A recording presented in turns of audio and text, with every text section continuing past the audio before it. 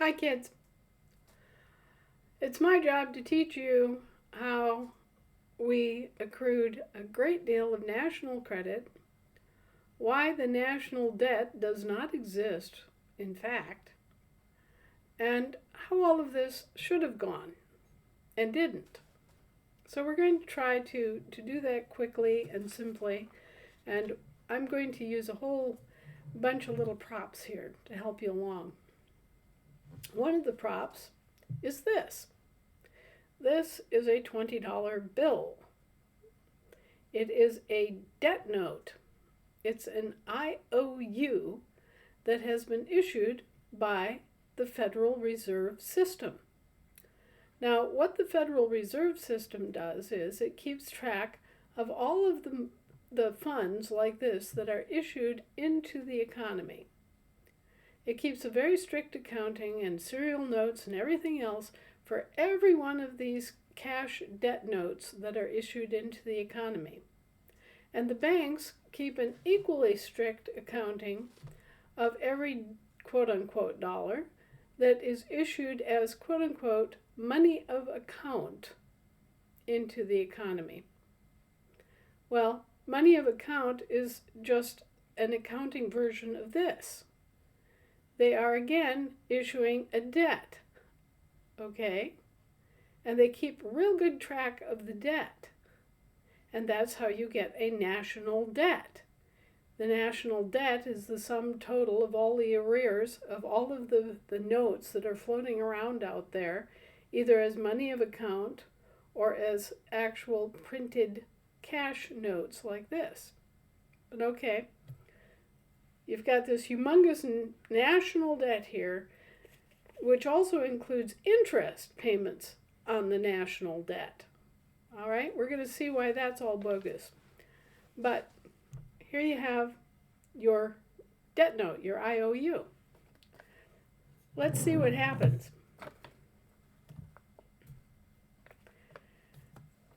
It gets spent into the economy as the paycheck of Nancy Crawford, who works for the Department of Labor. Yeah? Okay, so she's got her $20. She's going to go out for lunch. She goes in, she orders a cheeseburger, fries, a couple of Cokes, maybe a milkshake.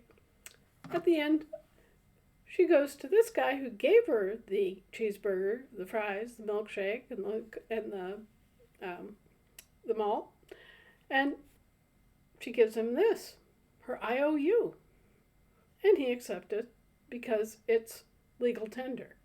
All right, so he's forced to accept this.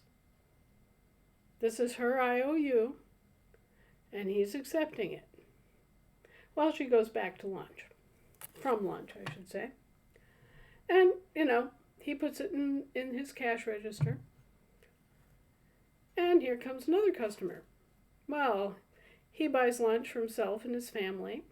And in the process, this guy gives him the original $20 IOU as change. Okay?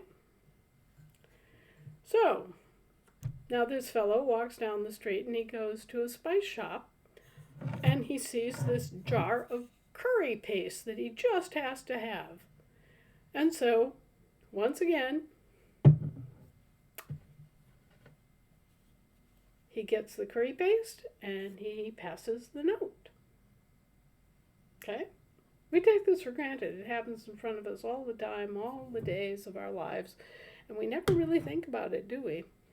But this is the same IOU, and now it's managed to extract a cheeseburger, fries, Coke, a frosty fountain drink, and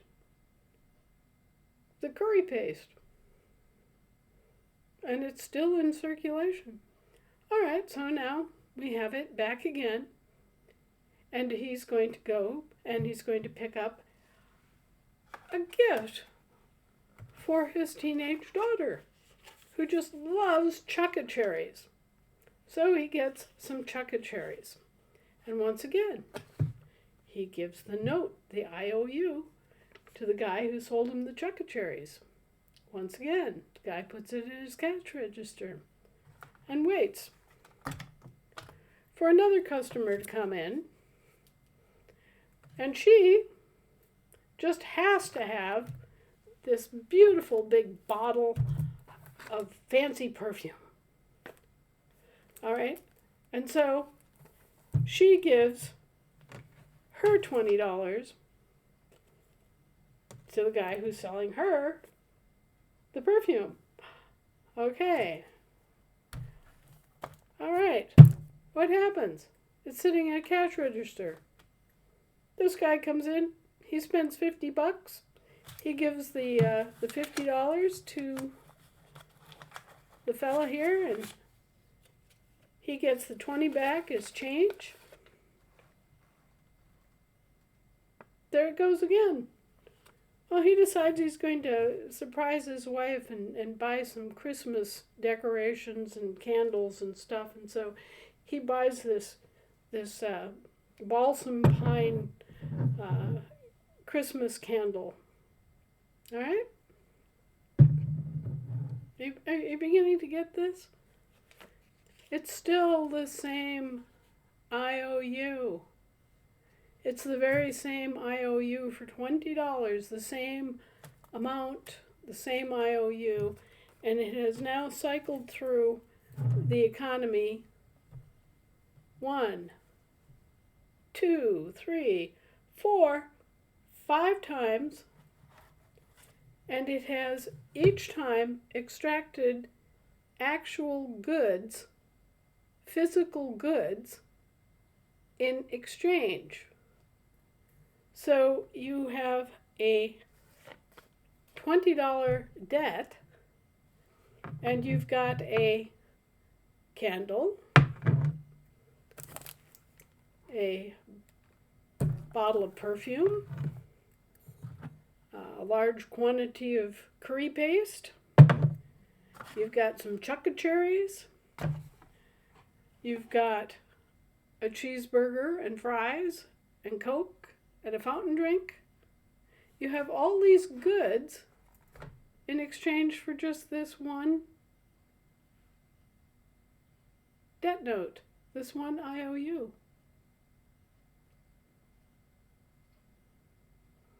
So this one debt note has extracted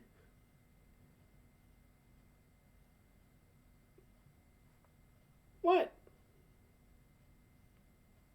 $100 worth of goods, actual physical goods, in exchange for a debt of $20. Now, we just followed that through 5 different transactions.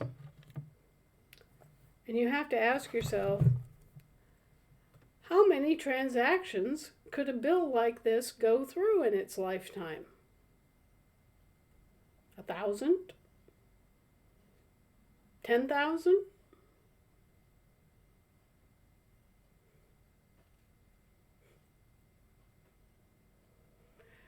I'm sure that we can figure out a average number of exchanges that a bill like this goes through before it crumples up and gets thrown away and burned, all right?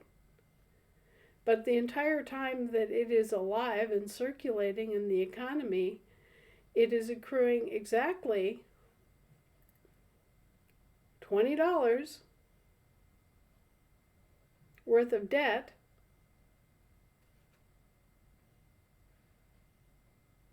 and it's accruing all of these goods and services in exchange.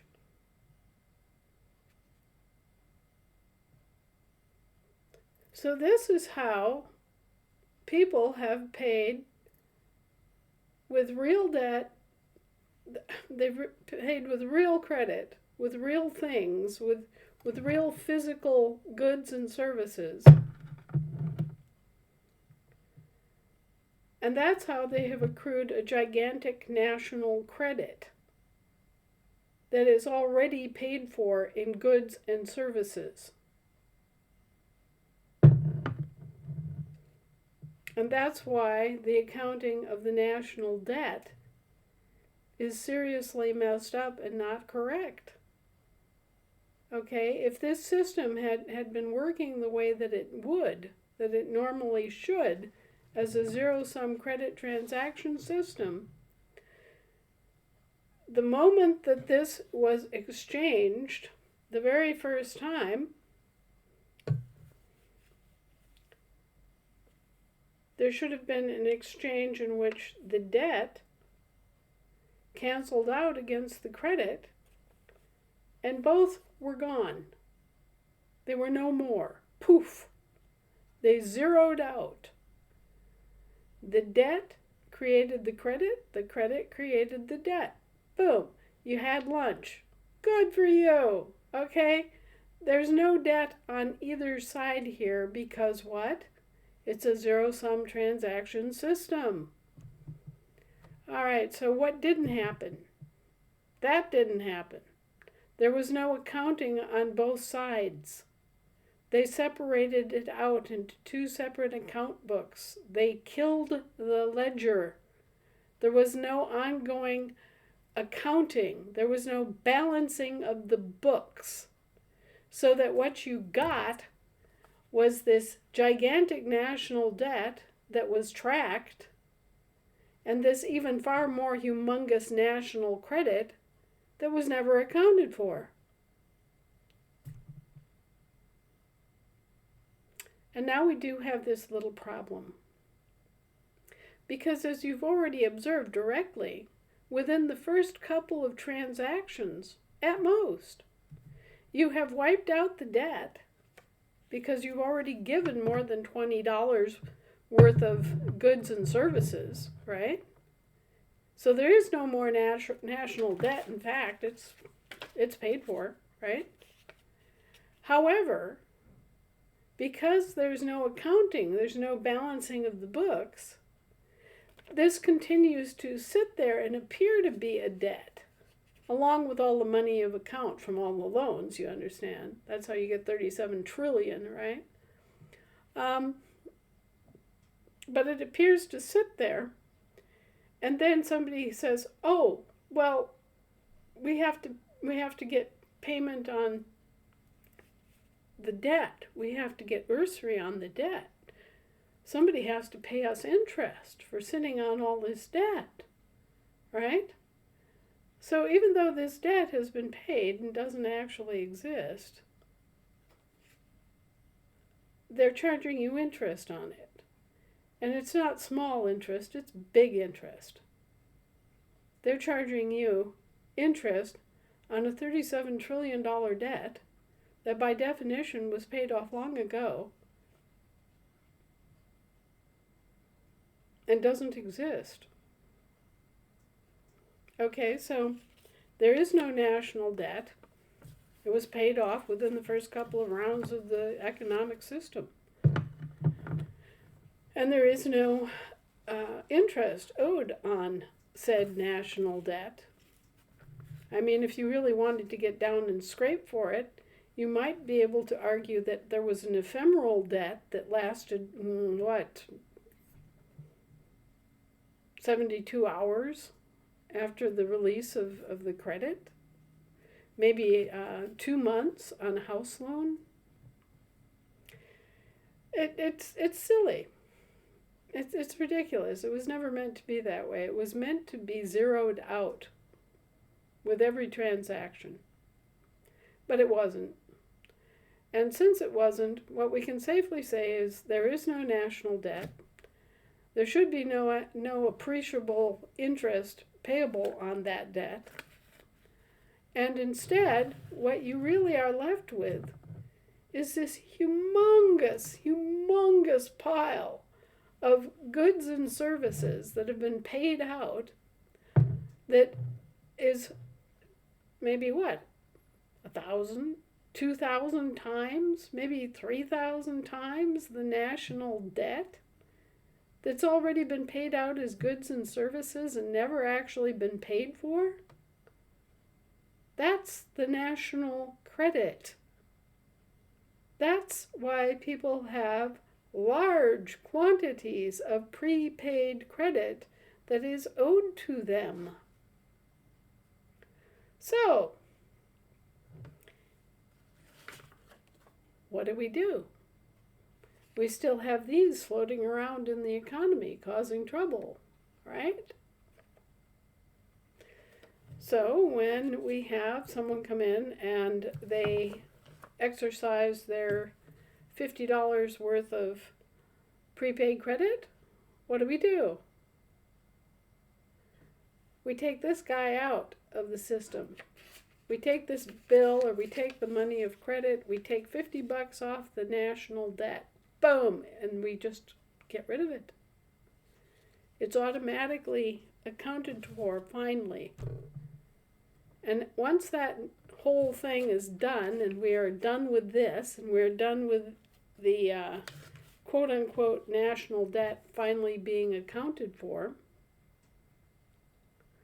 then we have nothing left over but still an incredibly large pile of prepaid credit that can be used as the new currency in the commercial system. Because remember, commerce is air jurisdiction.